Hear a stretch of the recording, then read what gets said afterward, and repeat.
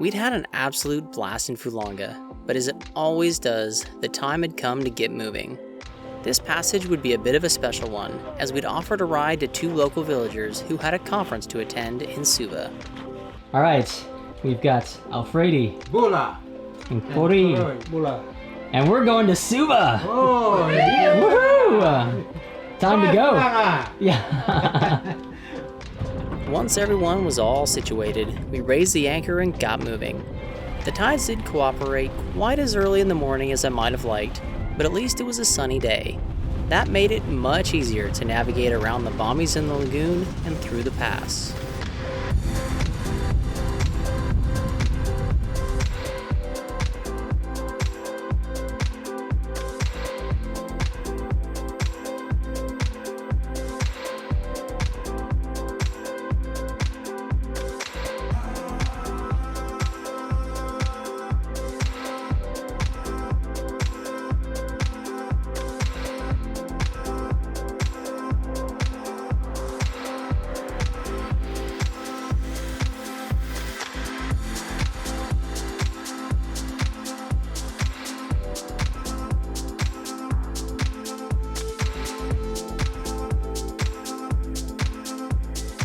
We didn't wait very long to get the sails up, and once we were set on course, I did some double checking of our passage planning. Okay, let's see if we can figure out kind of our sail plan for this passage. We are leaving from Fulanga. We are headed to Suva in order to drop off Alifereti and Koroi, and then we're going to continue on to Musket Cove to meet up with some friends before heading to Denarau to pick up Amy's parents. So, first leg, the wind is kind of out of the southeast-ish, and then tomorrow, through tonight through tomorrow, that's what I'm trying to say, is going to clock around from the southeast around to the east. So there are a couple of islands out in front of us that we have to avoid, and we are trying to sail on a deep reach right now out to an island called Totoya, and then once we round Totoya, then we're going to aim straight towards Suva. My hope is that we will stay on a deep reach until we hit Totoya. The winds will kind of shift around tomorrow, and then we'll be on another reach on in towards Suva. Because with the tides leaving Fulanga, it's going to be close whether or not we can get into Suva before sunset tomorrow. We've been there before, so we could make it, but it's a big port. There's lots of ships around, so it'd be great if we get there in daylight. So we will see how it goes. We're sailing pretty well so far. Fingers crossed, navigation plan works out. We'll see how I do.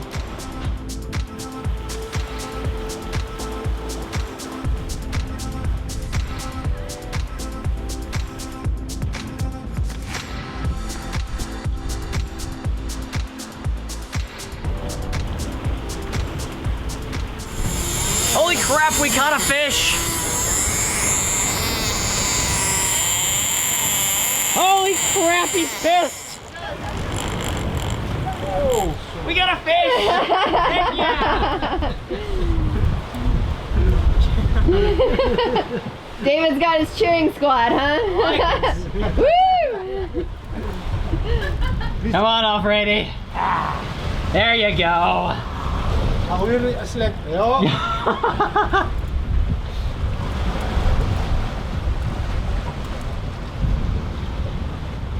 Can play ukulele. I was gonna say, play your ukulele now. That is tight. Still out there somewhere.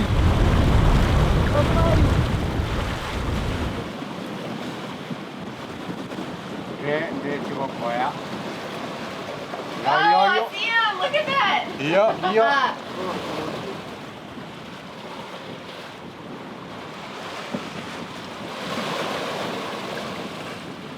We're gonna meet you here. Sharks need to stay away. Oh, I see you now. Have a blue coat. Wow! That's so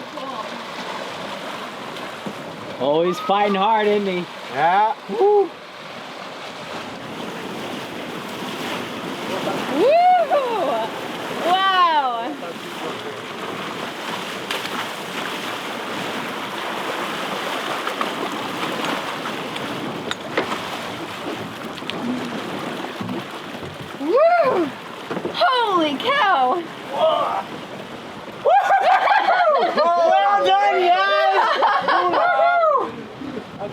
How do you feel, guys? That is a big mahi-mahi. Yeah. Oh, he's gonna make a mess. Yeah, he is. God, I think that is the biggest mahi I've ever seen. This thing is huge. You guys are good luck charms. You're never leaving.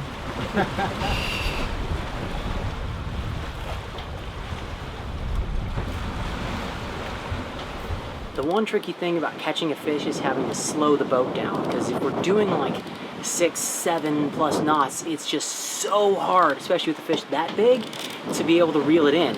So we furled in the Genoa, first absolute thing, that definitely helps, but we've got about 12 knots apparent from pretty much like way behind us, 140 degrees apparent right now. So the boat just is still zooming down waves, which is too fast. So I had to do a downwind reef in the mainsail, which helped, at least got us slow enough that we could get the fish on board. Still worth it, obviously, but now I gotta get all the sails back out. That's a lot of fish right there, babe. Yeah. Oh my gosh. Yeah. It's for you, Look how big! Rita. Wow! It's for your curry. Okay, bye. Manaka! Bye. Ramdam mo.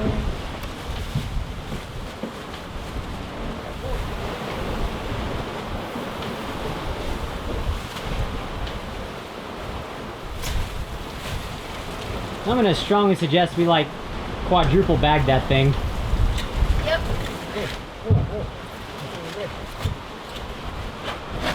So I think that mahi-mahi was actually more meat than either the tunas we caught. Like in Yeah. terms of servings. But the mahi-mahis was like significantly longer though. Yeah. So we think Proportionally, the tunas have more meat. tunas have more meat per length. Yes. Not exactly the most scientific experiment ever. Yeah. I'm just guesstimating the servings. Just guesstimating. Yeah. We got, I think, 12 servings of fillet out of the tuna, and I think we got about 13 servings of mahi-mahi out of the fillet. Either way, mahi-mahi tasty. for dinner tonight.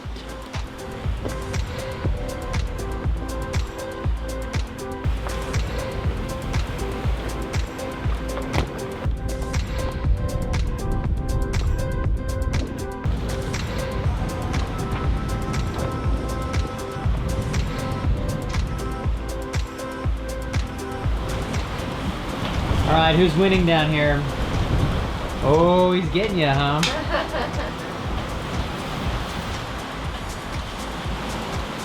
Are you gonna challenge for a turn? No.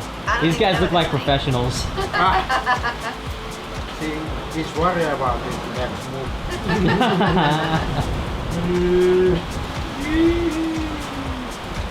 The video. Oh, Alfred! I almost missed the best part. Yeah.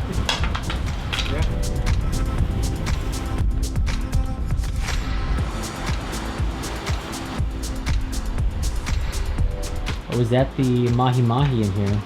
Yes. Ooh, boy.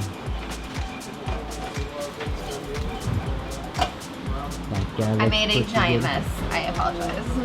As per usual. Per usual. Yeah, see? This is when I regret making the deal that Amy cooks and I clean. But I cook so deliciously. That is true. I think I still win. Smell-o-vision.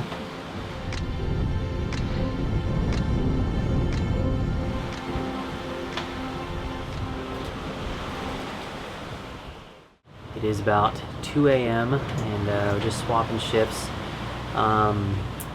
We are trying something a little new. We've moved the Screecher over to the windward bow to try to get a little bit deeper downwind because the winds are very shifty, very light, but we need to go deep downwind. So we're going to give this a try. You know, it was a lot of fun trying to rig that up at night for the first time ever, but I think we managed it. We're still keeping a pretty decent speed up, so fingers crossed this is going to work.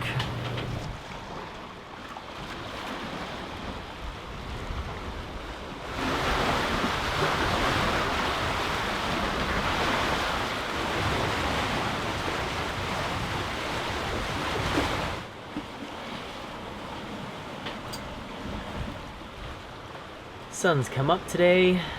Looks like it's gonna be a nice day out.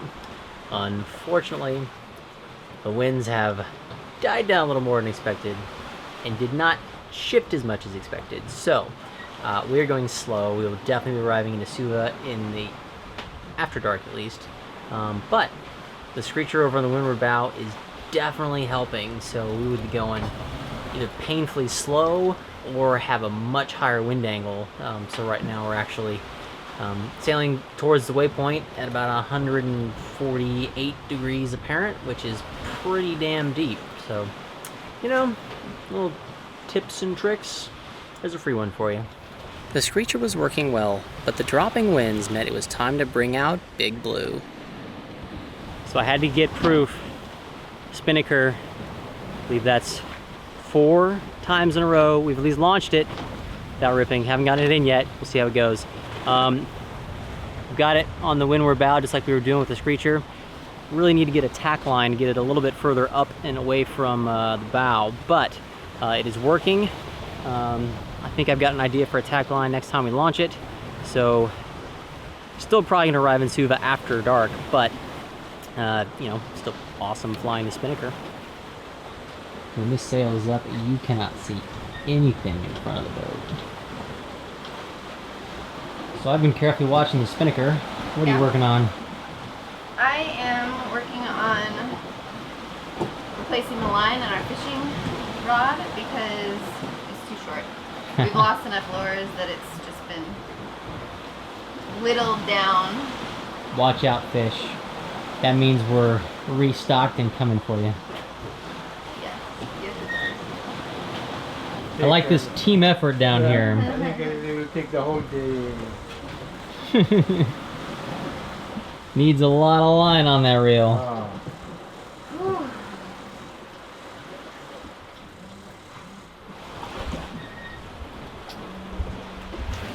does. All right. How are things going up here? Boring. Boring. Got a little gray, didn't it? Gray, light winds. Yeah. At least we're still sailing. That counts. Yep. And it's almost my nap time. I was gonna say, you look like you're ready for a nap. I think I just heard a yawn. I'm ready for a nap. All right, you are hereby relieved. So I think I can officially say this is the longest stretch ever that we have flown our Spinnaker without ripping it. Knocking on wood, which is not a huge accomplishment to be bragging about, I admit, but it is helping us sail. We are still doing 4.5 to 5 knots. Apparent wind speed is anywhere from like 5 to 8. So it's pretty light wind conditions out here. It's a little bumpy as the wind shifts around, so sails kind of flopping around a bit, but you know, it's working. So the only slight problem is it's not working fast enough. We are definitely going to be arriving in Suva at night, but we have been there before, so we can find our way in. The bigger issue is now becoming diesel, so we have about 1/6 of a tank left according to our fuel gauge, not the most accurate thing, and we still have to get around to Musket Cove and then into Denarau. They have fuel in Denarau, so we could fill up there. I'm thinking we might do a quick pit stop here in Suva, try to grab a few liters of diesel, put that in, and then if the winds continue to die out tonight as they are expected to, we could motor quite a bit of the rest of the way if needed. So we'll kind of see how we're feeling, depending on whether or not we want to stay a night in Suva and do a full refuel or just keep on going. So I think that will depend on how tired we are.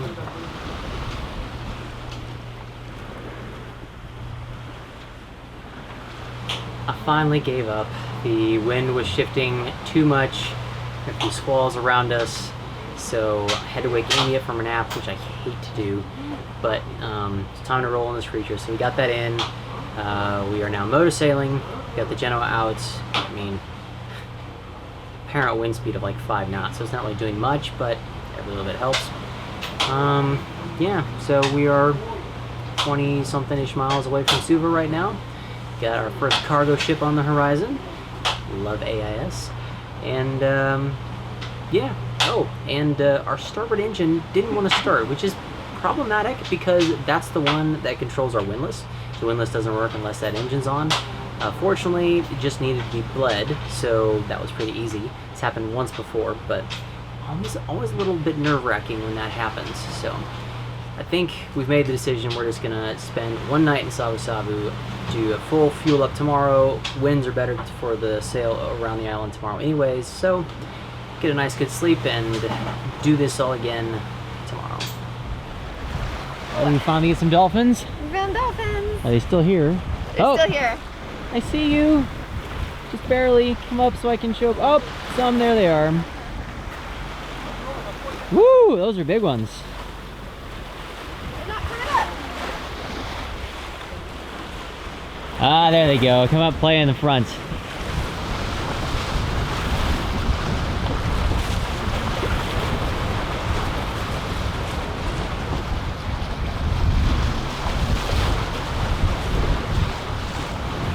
Is that awesome or what, babe? Yay, dolphins!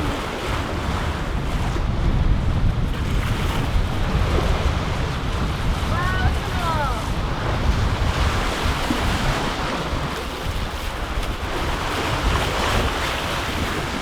Whoa! That guy's going fast.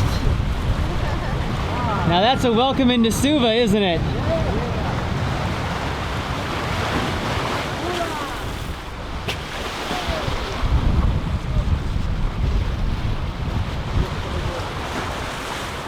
The dolphins appeared pretty much right at sunset.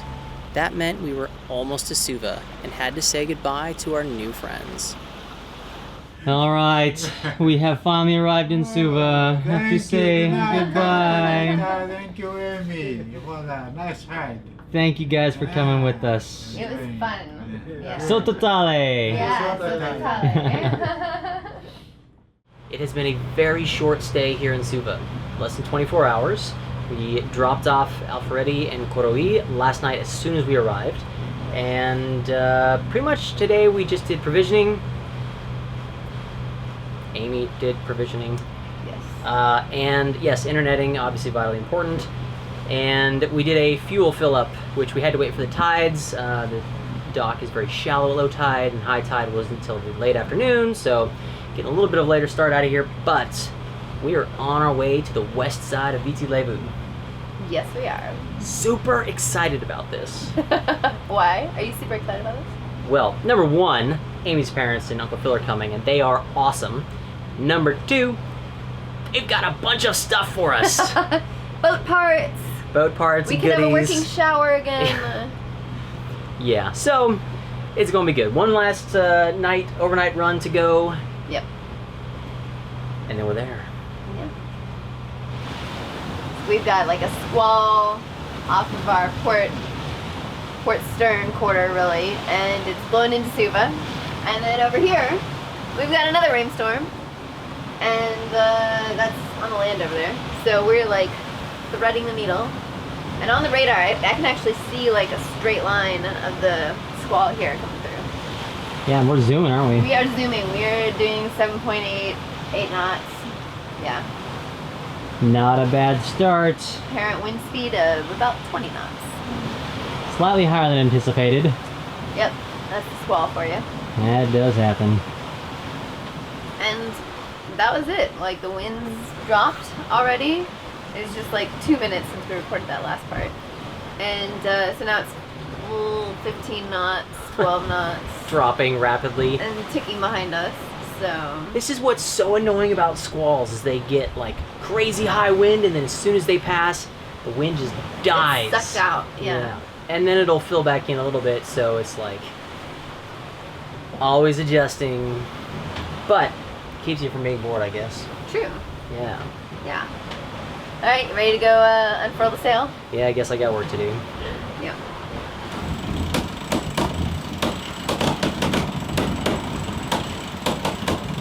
We've been having a pretty good sail so far.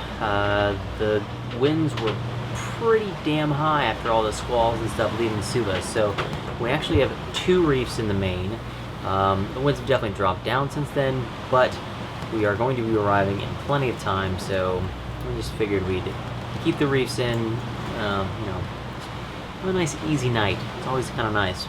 The slight excitement is we have 2 AIS targets up ahead of us, a cargo ship and a fishing ship, and this is just another example of why I love AIS.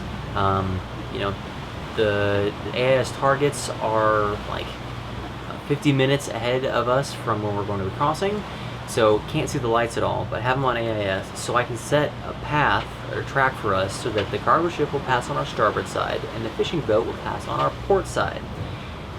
Amazing!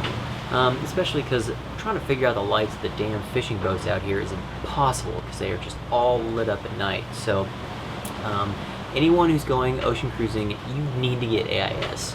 Please. Just, it's worth it, trust me.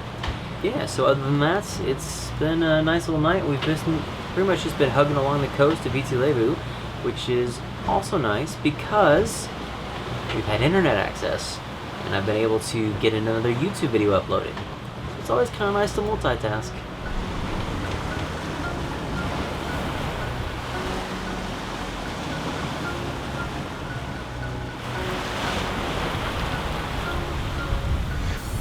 Just made the turn towards the Malolo passage. That is the cut through the reef we're going to take to get inside and over towards Musket Cove.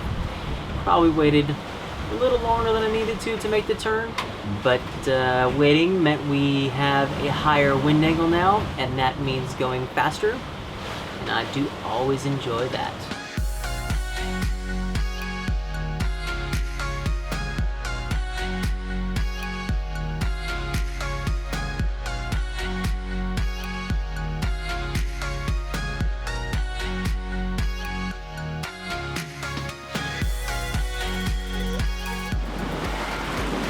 How fast are we going? Just surfed at 10.9. Yeah, that's boogieing.